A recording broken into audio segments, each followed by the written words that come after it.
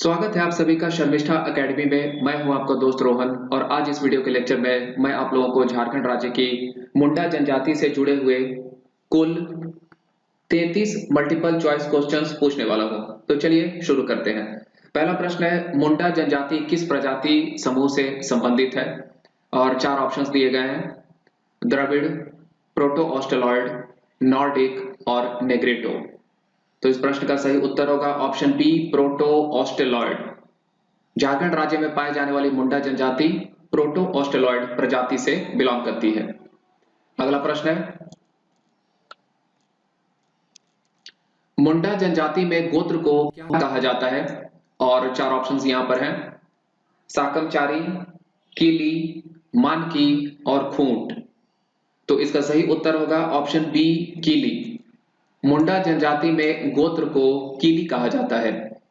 अगले प्रश्न को देख लेते हैं।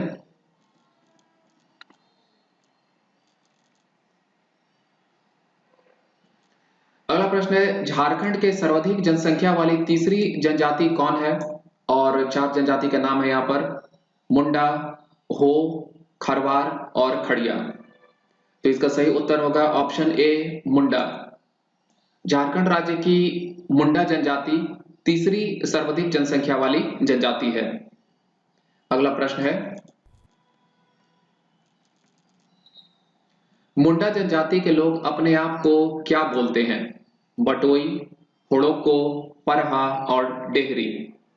तो इसका सही उत्तर होगा ऑप्शन बी, हुड़ोको। मुंडा जनजाति के लोग अपने आप को हुड़ोको बोलते हैं। अगला प्रश्न है, मुंडा जनजाति के लोगों के द्वारा अपनी भाषा को क्या बोला जाता है? होड़ो जगर, आड़िया, धीरा और मैयारी। तो मुंडा जनजाति के जो लोग हैं उनके द्वारा अपनी भाषा को होड़ो जगर बोला जाता है। ऑप्शन ए यहां पर सही होगा। अगला प्रश्न है, मुंडा जनजाति के युवा गृह को क्या बोलते हैं? गितियोड़, खेता, डेहरी और घुमकुरिया।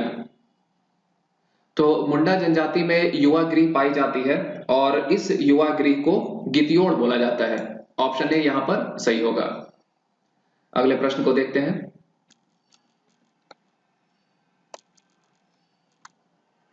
मुंडा जनजाति में पाहन को लगान मुक्त भूमि दी जाती है, इसे क्या कहते हैं?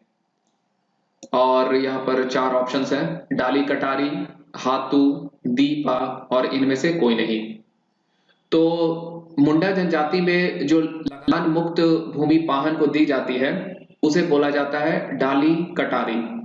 ऑप्शन ए यहां पर सही है। अगला प्रश्न है, मुंडा जनजाति के पंचायत को किस नाम से जाना जाता है?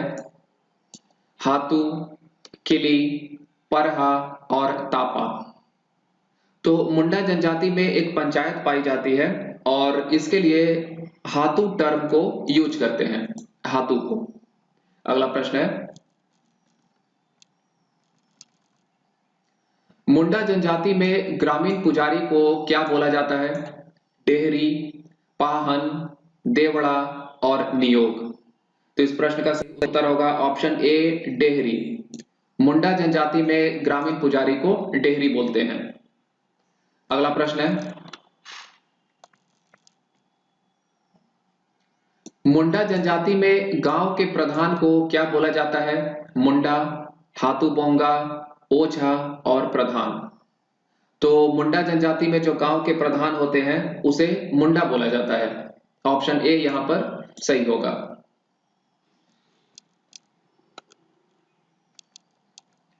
अगला प्रश्न है, मुंडा जनजाति में पाहन के सहायक को निम्नलिखित में से क्या बोला जाता है? पुजारा, मंकी मानकी, डाकुआ और डी। तो इस प्रश्न का सही उत्तर होगा ऑप्शन ए, पुजारा।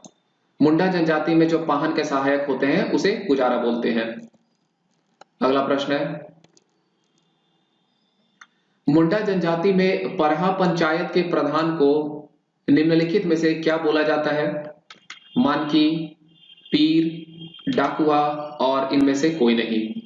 तो इस प्रश्न का सही उत्तर होगा ऑप्शन ए मानकी। मुंडा जनजाति में परहा पंचायत के जो प्रधान होते हैं उन्हें मानकी बोलते हैं। अगला प्रश्न है, मुंडा जनजाति में पाहन निम्नलिखित में से किसे बोला जाता है? धार्मिक प्रधान को, ग्राम प्रधान को, ग्राम देवता को और कुल देवता को। तो इस प्रश्न का सही उत्तर होगा ऑप्शन ए धार्मिक प्रधान। मुंडा जनजाति में जो धार्मिक प्रधान होते हैं उसे पाहन बोलते हैं। अगला प्रश्न है, मुंडा जनजाति में विवाह को निम्नलिखित में से क्या बोला जाता है? गितियोड़ा, मानकी, अखड़ा और अरंडी। तो मुंडा जनजाति में जो विवाह होती है उसे अरंडी बोला जाता है। ऑप्शन डी यहां पर सही होगा। अगला प्रश्न है, मुंडा जनजाति का सर्वाधिक प्रचलित विवाह निम्नलिखित में से कौन है? हरण विवाह, सेवा विवाह, राजी खुशी विवाह और आयोजित विवाह। तो इसका सही उत्तर होगा ऑप्शन डी आयोजित विवाह। मुंडा जनजाति में जो सर्वाधिक प्रचलित विवाह है उसे आयोजित विवाह बोलते हैं।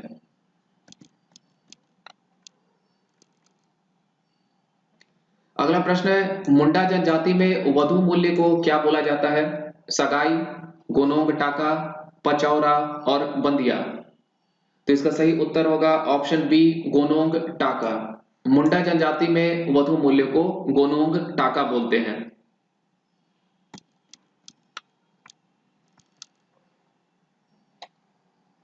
अगला प्रश्न है, मुंडा जनजाति में शव संस्कार क्या है? शव को जला देना, शव को दफना देना, शव को दफनाना और जलाना दोनों, इनमें से कोई नहीं। तो इसका सही उत्तर होगा ऑप्शन सी शव को दफनाना और जलाना दोनों।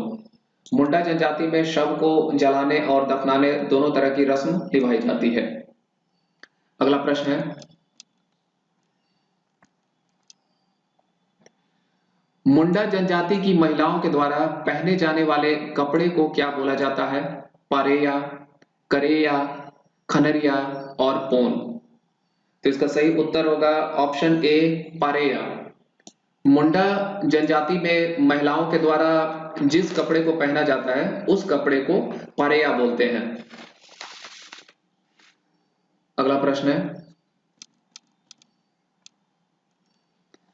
मुंडा जनजाति के सर्व प्रमुख देवता को क्या बोलते हैं? ठाकुर देव, सिंहबोंगा, मरांगबुरु और इनमें से कोई नहीं। तो इसका सही उत्तर होगा ऑप्शन डी सिंहबोंगा। मुंडा जनजाति के जो सर्व प्रमुख देवता है उन्हें सिंहबोंगा बोला जाता है।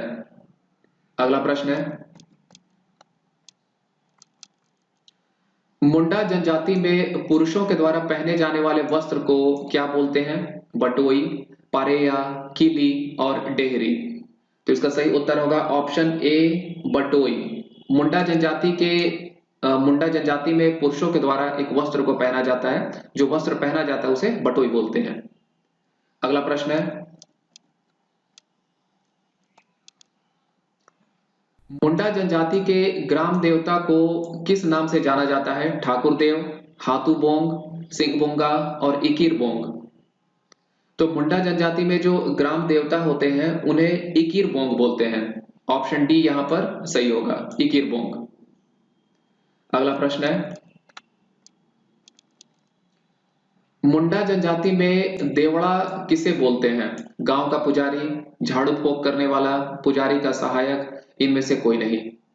तो इसका सही उत्तर होगा ऑप्शन बी झाड़ फूंक करने वाला। मुंडा जनजाति में जो झाड़ फूंक करने वाले होते हैं उन्हें देवड़ा बोलते हैं। अगला प्रश्न है, मुंडा समाज में गांव की सबसे बड़ी देवी किसे कहते हैं? इकिर बोंगा, बुरु बोंगा, ओड़ा बोंगा और देशावली। तो इसका सही उत्तर होगा ऑप्शन डी देशावली। जो मुंडा समाज में जो सबसे बड़ी देवी है उन्हें देशावली बोलते हैं। ऑप्शन डी यहां पर सही है। अगला प्रश्न है, मुंडा जनजाति के कुल देवता का क्या नाम है? हाथू बोंगा, ओड़ा बोंगा, बुरु बोंगा और नागे देवता। तो इसका सही उत्तर होगा ऑप्शन बी, ओड़ा बोंगा। मुंडा जनजाति में जो कुल देवता होते हैं उन्हें ओड़ा बोंगा बोलते हैं। अगले प्रश्न को देख लेते हैं। अगला प्रश्न है, मुंडा जनजाति के लोगों के द्वारा पहाड़ देवता को निम्नलिखित में से क्या बोला जाता है?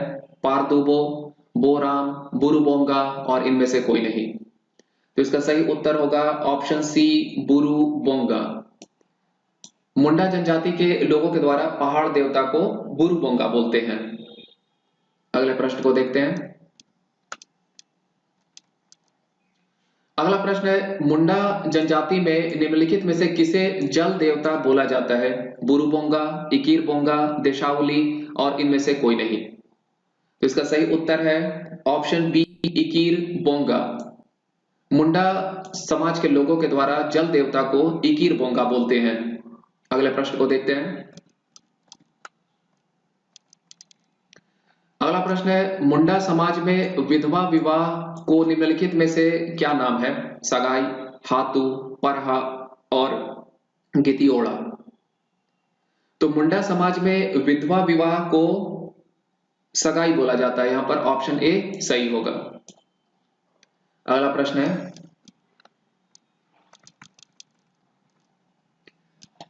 मुंडा जनजाति के द्वारा पंचायत स्थल को निम्नलिखित में से क्या नाम दिया गया है? परहा, खूट, अखड़ा और मानकी।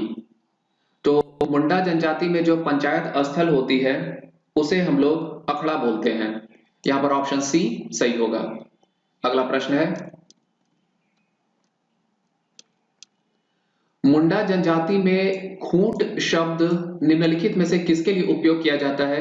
वंशकुल, विवाह, तलाक और ग्राम। तो इस प्रश्न का सही उत्तर होगा ऑप्शन ए, वंशकुल। मुंडा जनजाति में एक शब्द है और वो शब्द का नाम है खूंट, जिसका प्रयोग किया जाता है वंशकुल के लिए। ऑप्शन ए यहां पर सही होगा। अगला प्रश्न है, मुंडा जनजाति में साकमचारी निम्नलिखित में से किसे बोला जाता है? विवाह को, तलाक को, युवा गृह को और धार्मिक प्रधान को। तो मुंडा जनजाति में साकमचारी बोला जाता है तलाक को। ऑप्शन बी यहां पर सही होगा। अगला प्रश्न है,